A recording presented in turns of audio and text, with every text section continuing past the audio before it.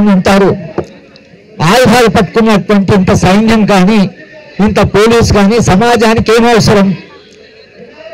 సమాజాన్ని శాంతియుతంగా జీవిస్తున్నప్పుడు నిజానికి ఇంత బలప్రయోగం యొక్క అవసరం రాజ్యానికి ఉండదు. కానీ రాను రాను రాజ్యము విపరీతమైనటువంటి బలప్రయోగాన్ని లేదా బలప్రయోగం చేసే సాధనాన్ని పెంచుకుంటూ వస్తుంది. నిన్న కాక మొన్న ఉత్తరప్రదేశ్లో 60,000 మంది కానిస్టేబుల్స్ రిక్రూట్ చేశారు పోలీస్ యంత్రాంగాన్ని. ఎవరి మీద ఉపయోగించడానికి? ఎందుకు ఇంత బలప్రయోగం? రాజ్యాంగం ప్రకారము రాజ్యము బలప్రయోగం ఉపయోగించాలంటే రాజ్యాంగ ప్రమాణాలు ఉన్నాయి, చట్టబద్ధ పాలన ఉంది. రాజ్యము తన ఆయుధాన్ని ఉపయోగించేప్పుడు దాని మీద చాలా ఆంక్షలు ఉన్నాయి, చాలా నియమాలు ఉన్నాయి, చట్టబద్ధ పాలన ఉంది. ఆయుధం ఉపయోగించే ముందు ఇవన్నీ కూడా ప్రమాణాలకు లోబడి రాజ్యం ఆయుధాన్ని ఉపయోగించాలి. ప్రైవేట్ వైలెన్స్కి రాజ్యం చేసేటువంటి బలప్రయోగం చాలా తేడా ఉంటుంది.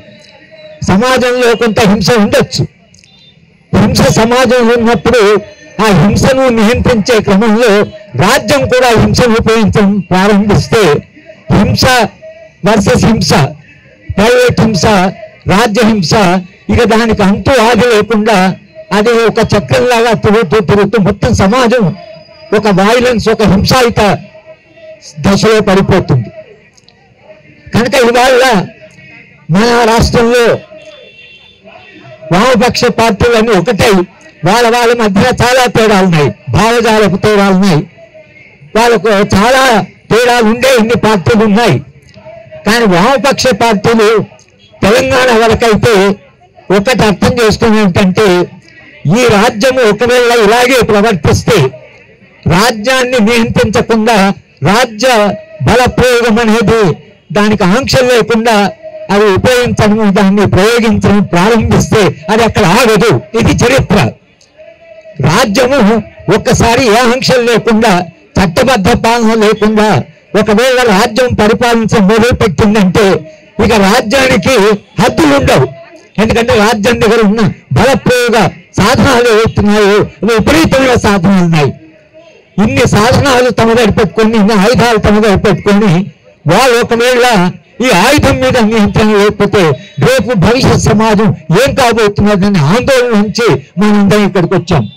రాజ్యానికి చెప్పడానికి వచ్చాం, మీకు బలప్రయోగం చేసే అధికారం రాజ్యాంగం ఇవ్వచ్చు, కానీ ఎటువంటి పరిస్థితుల్లో మీరు మీ ఆయుధాన్ని ఉపయోగించాలనే ఆంక్షలు ఉన్నాయి, చట్టబద్ధ పాలన ఉన్నాయి, ప్రమాణాలు ఉన్నాయి. ఈ ప్రమాణాలు కాదని మీరు ఒకే ఒకసారి ఫలానా గ్రూప్ని మేము అంతం చేస్తాం అంటే మీరు అంతం చేస్తామని ఎలా ప్రకటిస్తారు? మీరు అంటే ఒక రాజకీయ ఉద్యమాన్ని మొత్తంగా దాన్ని ఫలానా డేట్ వరకు అంతం చేస్తాం అనేది రాజ్యాంగ విరుద్ధం, ప్రజాస్వామ్య విరుద్ధం, చట్టబద్ధ పాలనకు విరుద్ధం. రాజ్యం అట్లా అనడానికి వీలు లేదు. కానీ రాజ్యము ఇవాళ బాహాటంగా మేము చంపుతాం, ఎలిమినేట్, న్యూట్రలైజ్, భాషనే మారిపోయింది. పోనీ ఇక్కడ ఆగుతుందా?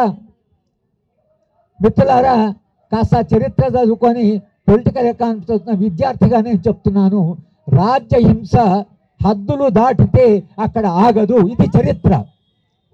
ఇవాళ మన అందరం కూడా రాజ్యానికి చెప్పడానికి వచ్చాం, మిమ్మల్ని ఎన్నుకొని ఒక ప్రజాస్వామ్య వ్యవస్థలో మీకు అధికారం ఇచ్చి ఓటరు తన ఓటు ద్వారా మిమ్మల్ని ఎన్నుకొని అక్కడ పంపించింది రాజ్యాంగబద్ధంగా రాజ్యాంగ ప్రమాణాల ప్రకారం పరిపాలించాలని పంపించారు. మీరు రాజ్యాంగం మీద ప్రమాణం చేశారు. రాజ్యాంగంలో ఏం రాసింది? రాజ్యాంగంలో చట్టాల్లో ఏం రాసింది? ఆ చట్టాలు ఖాతరు చేయకుండా మీరు ఒకవేళ ఈ బల ప్రయోగాన్ని ఇలాగే ఉపయోగిస్తూ పోతుంటే సమాజము ఇవాళ ఆందోళనలో ఉంది. మనందరం కూడా ఆందోళనలో ఉన్నాం. ఇది ఎక్కడ ఆగుతుంది? ఈ బల ప్రయోగము ఎక్కడ ఆగుతుంది అనేటువంటి ప్రశ్న, అనేటువంటి సవాలు ఇవాళ మనందరం ఎదుర్కొంటున్నాం. కనుక ఇది మావోయిస్ట్ పార్టీకి సంబంధించిన సమస్య కాదు. ఇది కేవలం మావోయిస్ట్ పార్టీకి సంబంధించిన సమస్య కాదు. ఇది ఆదివాసీల సమస్య. ఆదివాసీలు ఇవాళ మావోయిస్ట్ వచ్చిన తర్వాత ఉద్యమాలు చేయడం లేదు. గత 200 ఏళ్లుగా ఆదివాసీలు తమ జీవిక కొరకని, తమ అడవి కొరకని జమీన్ అని వాటి కొరకు ఆదివాసీలు 200 ఏళ్ళుగా పోరాటం చేస్తున్నారు. ఆ పోరాటాల ఫలితంగా చాలా హక్కులు వచ్చాయి ఆదివాసీలకి. భారత రాజ్యాంగంలో స్పష్టంగా రాస్తుంది, ఆదివాసీ ప్రాంతాలకి రాజ్యం పోవాలంటే ఆదివాసుల అనుమతి కావాలి, ఆదివాసులు దానికి అంగీకరించాలి. ఆ తర్వాత చాలా చట్టాలు వచ్చాయి. ఎస్సీ ఎస్టీ అట్రాసిటీ యాక్ట్ వచ్చింది, అలాగే పీసా వచ్చింది. పీసా ప్రకారం కూడా మీరు ఆదివాసీలు ఎవరి ప్రాంతానికైతే మీరు వెళ్తున్నారో అక్కడ వెళ్ళడానికి వాళ్ళ అనుమతి కావాలి. రాజ్యాంగంలో జైపాల్ సింగ్ స్పష్టంగా మాట్లాడాడు, మేము ఇంతకాలంగా పోరాటం చేస్తున్నాం, మీరు మేము కలిసి ఉండాలని అంటున్నాం, మా స్వతంత్రం ఏంటి, మా స్వేచ్ఛ సంగతి ఏమిటి, మా స్వయం పరిపాలన సంగతి ఏమిటని జైపాల్ సింగ్ భారత రాజ్యాంగం రాస్తున్నప్పుడు ఆయన ఒక ప్రాథమికమైన ప్రశ్న ఏదైతే అదే ప్రశ్న 75 ఏళ్ళ తర్వాత మనం అడుగుతున్నాం. ఇవాళ ఆదివాసుల యొక్క అస్తిత్వం ఏమిటి, ఆదివాసుల జీవన విధానం ఏమిటి, ఆదివాసుల యొక్క స్వేచ్ఛ ఏమిటి, స్వాతంత్రం ఏమిటి, వాళ్ళ మీద అడవి మీద ఉండే వాళ్ళ హక్కుల సంగతి ఏమిటి, ఇవన్నీ పోయి ఇవాళ కేవలము అక్కడ సహజ వనరులు ఉండబట్టి, అక్కడ ఖనిజాలు ఉండబట్టి ఆదివాసుల వాళ్ళని అది నిజంగా కూడా వాళ్ళ యొక్క విషాదం అది. ఎందుకంటే వాళ్ళ కాళ్ళ కింద అంత సంపదను వాళ్ళు కూడా తెలియదు, ఉన్న వాళ్ళు తీసుకునేవాళ్ళు కాదు, వాళ్ళకి స్వార్థం లేదు, వాళ్ళకి స్వప్రయోజనం లేదు, డబ్బులు చేసుకోవాలని లేదు, వాళ్ళకు పేరు లేదు. వాళ్ళు అమాయకులుగా అడవి మీద ఆధారపడి ఒక స్వచ్ఛమైన జీవితాన్ని గడుపుతున్న ఆదివాసీల మీద బ్రిటిష్ ఈస్ట్ ఇండియా కంపెనీ దగ్గర నుంచి ఇప్పటిదాకా మన నిరంతరంగా అంటే ఒక్క సమస్య కాదు, సమస్యల వలయంలో వాళ్ళని నెట్టేశాం. ఇది ఆదివాసీల పోరాటం. కానీ ఆదివాసుల పోరాటానికి మావోయిస్ట్ పార్టీ అక్కడ ఉంది కాబట్టి మీరు మావోయిస్టు సరే ఆయుధాలు ఉన్నాయి అని మీరు అంటున్నారు, కానీ చంపుతున్నది ఎవరిని? ఆయుధాలున్న వాళ్ళు కదా, అమాయకమైన ఆదివాసులను చంపుతున్నారు కదా. ఆదివాసులని మనము అక్కడ వెళ్ళి పిల్లలు అనకుండా, చిన్నపిల్లలు అనకుండా, మహిళలు కాకుండా, వృద్ధులు అనకుండా మీరు మొత్తంగా ఇవాళ ఆదివాసుల మీద ఒక యుద్ధాన్ని ప్రకటించారు. ఈ యుద్ధం ఏదైతే ఆదివాసుల మీద ప్రకటించారో ఆ యుద్ధం అక్కడ ఆగుతుందా? అక్కడ ఆగుతుందా లేక ఆ యుద్ధము ఎక్కడి దాకా పోతుంది? ఇవాళ మీరు ఇజ్రాయిల్ దుర్మార్గం చూస్తే అమానవీయంగా, అమానుషంగా హాస్పిటల్స్ మీద, స్కూళ్ళ మీద, ఇళ్ళ మీద బాంబులు వేస్తున్నారు. ఎట్లా అసలు నీ దగ్గర అధికారం ఉందని, నీకు బలప్రయోగం చేసే ఒక శక్తి ఉన్నదని ఇవాళ ఇజ్రాయిల్ అనేటువంటి దుర్మార్గమైన దేశము అమెరికా యొక్క వాళ్ళ మద్దతుతో ఇవాళ వాళ్ళు మొత్తంగా టీవీ స్టూడియోలు, హాస్పిటళ్ళు, సివిలియన్ ఏరియాసు, అంటే జీవించే జనజీవనం మీద యుద్ధానికి కూడా నీతి ఉంటుంది కదా. ఆ యుద్ధం నీతి అక్కడ లేదు. దాని వెనుకున్న అమెరికాకు అసలే యుద్ధ నీతి వాడు వెనుకుండి నడుపుతున్నాడు. ఆ అమెరికాలో ఉండేటువంటి ఖనిజ వనరుల కొరకని ఇవాళ అక్కడ యుద్ధం చేస్తున్నారు, అక్కడ ఆయిల్ ఉందని యుద్ధం చేస్తున్నారు. ఇవాళ మీరు ఏ ఖనిజ వనరుల కొరకైతే ప్రపంచవ్యాప్తంగా ఒక యుద్ధ వాతావరణాన్ని చేశారో భారతదేశంలో కూడా జరుగుతుంది అదే. ఈ దేశంలో ఉండే ఖనిజాలను వాటిని దోచుకోవడానికి, ఆ ఖనిజాలను ఇవాళ లాభాల కొరకని, కార్పొరేట్ లాభాల కొరకని మీరు ఇవాళ ఒక యుద్ధం చేస్తున్నారు. మీరు ఖనిజ వనరులైన ఆదివాసీ ప్రాంతంలో ఉంటే ఆదివాసితో కూర్చొని మాట్లాడవచ్చు. ఈ ఖనిజాలు దేశానికి అవసరమని చెప్పొచ్చు. దేశ సంపద పెరగడానికైనా, దేశంలో ప్రజలందరి జీవితం బాగుపడాలన్నా, ప్రాజెక్ట్ కట్టాలన్నా, రోడ్లు వేయాలన్నా, పరిశ్రమలైనా కొంత ఖనిజాలు అవసరం అని వాళ్ళకి చెప్పొచ్చు, కూర్చొని మాట్లాడవచ్చు. అది రాజ్యాంగం చెప్తున్నది. కానీ వాళ్ళతో కూర్చున్నది లేదు, మాట్లాడేది లేదు. ఇవాళ పోనీ ప్రభుత్వం తీసుకుంటున్నదా ఖనిజ వనరులు? కాదు, ప్రైవేట్ కార్పొరేట్ శక్తులని. ప్రైవేట్ కార్పొరేట్ శక్తి వాళ్ళ లాభాల కొరకని, అంతర్జాతీయంగా జాతీయంగా పెట్టుబడిదారుల యొక్క లాభాల కొరకని మీరు వాళ్ళ అక్కడ కదా ఈ ఆపరేషన్ కగారు మీరు దాన్ని ప్రకటించారు. ఆపరేషన్ కగారు వెనుక ఏ ఉద్దేశంతో చేస్తున్నారు? మీరు మావోయిస్ట్ ముక్త భారత్ అంటున్నారు. ఓకే, మావోయిస్ట్ ముక్త తర్వాత ఏమిటి? దేని కొరకు మీరు అక్కడ అడవిలోకి ఎందుకు పోతున్నారు? అడవిలో పోతున్నది ఆ ఖనిజ వనరుల కొరకు పోతున్నారు. ఖనిజ వనరులు ఎవరికి కావాలి? సామ్రాజ్యవాద దేశాలకి, ఈ దేశంలోని కార్పొరేట్ శక్తులకి. కార్పొరేట్ శక్తుల కొరకే మీరు పాలన చేస్తున్నారా లేక ప్రజల కొరక? ఈ దేశంలో ఉండే ప్రజలు కన్విన్స్ అయ్యారా? అంటే సంపద పెంచుకోవడం కొరకని ఈ విపరీతమైన అసమానతలు పెరుగుతున్న దేశంలో కేవలము కార్పొరేట్ గుప్పెడు మంది కొరకని ఇవాళ ఇంత బల ప్రయోగం జరుగుతున్న దేశంలో కార్పొరేట్ శక్తులు ఒకవైపు, తర్వాత మత ద్వేషాలను పెంచడం. మత ద్వేషాలను పెంచడం ఎందుకు? ఈ మతాలన్నీ కలిసి మనుషులు కాదా? మొదట మనం మనుషులం, తర్వాత అయినా ఓ మతము కులం, కానీ ముందు మనం మనుషులమని మర్చిపోతే ఎట్లా? మీరు చంపుతున్నది ఎవరిని? మనుషులను చంపుతున్నారు. మానవత్వం ఏమైంది? మనిషిలో ఉండేది దయ, ప్రేమ, కరుణ ఇవన్నీ ఏమయ్యాయి? మనిషిలో ఉండే ఉదాత్త లక్షణాలు ఏమయ్యాయి? మనిషి ఏమవుతున్నాడు? ఈ ప్రశ్నలు ఏవైతున్నాయో కొన్ని తాత్విక ప్రశ్నలు, కొన్ని చారిత్రక ప్రశ్నలు ఇవాళ మన ముందున్నాయి. మనందరం ఇక్కడికి వచ్చి కూర్చున్నది కేంద్ర ప్రభుత్వానికి అయినా రాష్ట్ర ప్రభుత్వాలకైనా ప్రభుత్వాలకు మనం చెప్తున్నది ఏమిటంటే, శాంతి ఎన్నడైనా యుద్ధం కంటే గొప్పది. శాంతి ఎన్నడైనా మనిషి అభివృద్ధికి, నాగరికత అభివృద్ధికి అది అవసరం. యుద్ధము అది విధ్వంసానికి దారితీస్తుంది, శాంతి మానవుడి యొక్క అభివృద్ధికి దారితీస్తుంది.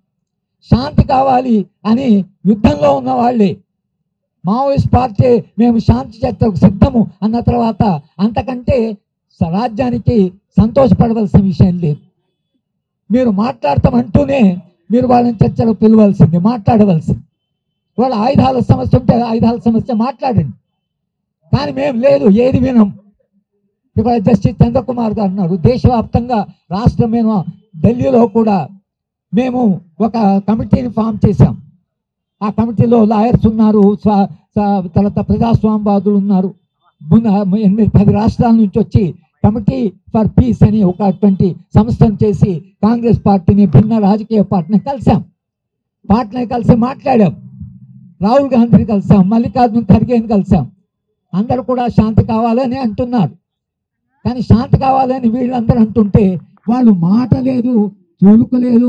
ఇంతకాలంగా మాట్లాడుతూ ఇంతమంది మేము దేశవ్యాప్తంగా మాట్లాడుతుంటే మేము శాంతి చర్చలు చేస్తారా చేయరా? శాంతి చర్చలు చేయకపోతే ఎందుకు చేయరు అనేటువంటి జవాబు చెప్పాలి కదా.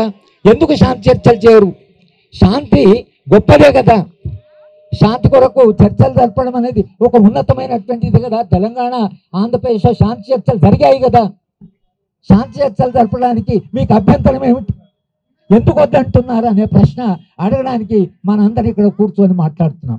కేంద్ర ప్రభుత్వాన్ని సూటిగా అడుగుతున్నాం, శాంతి ఎందుకు వద్దంటున్నారు అని. వాళ్ళకి వేరే కారణాలు ఏమో, ఏ కారణాలు అయితే ఏంటి, మీరు మాట్లాడుతుంటే సమస్యలు ఏమిటో మాట్లాడుకోవచ్చు కదా, సమస్యల పరిష్కారాలు ఏమిటో కనుక్కోవచ్చు కదా. కాంగ్రెస్ పార్టీ ఉన్నప్పుడు ప్లానింగ్ కమిషన్ వాళ్ళు కమిటీ వేశారు కదా.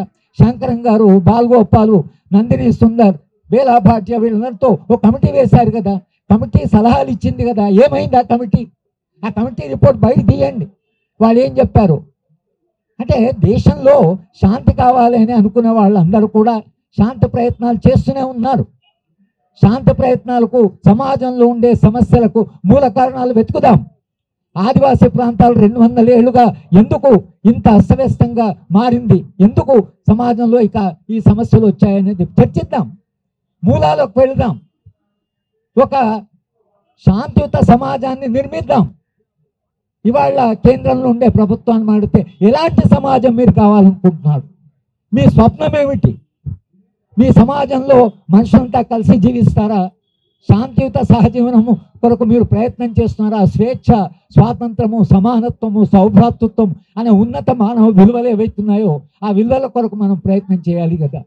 కనుక ఈ ఒక రమణీయమైన, ఒక సుందరమైన సమాజ నిర్మాణం మన స్వప్నం. కనుక దాని కొరకని మనందరం కూడా ఇక్కడ ముక్త కంఠంతో కేంద్ర ప్రభుత్వాలకైనా రాష్ట్ర ప్రభుత్వాలకైనా హింస ఆపండి, శాంతి కొరకు ప్రయత్నం చేయండి, శాంతి ద్వారా మనుషుల సమస్యను పరిష్కరించి ఒక మానవీయ సమాజ నిర్మాణం చేయండి అని అడగడానికి మనందరం వచ్చాం.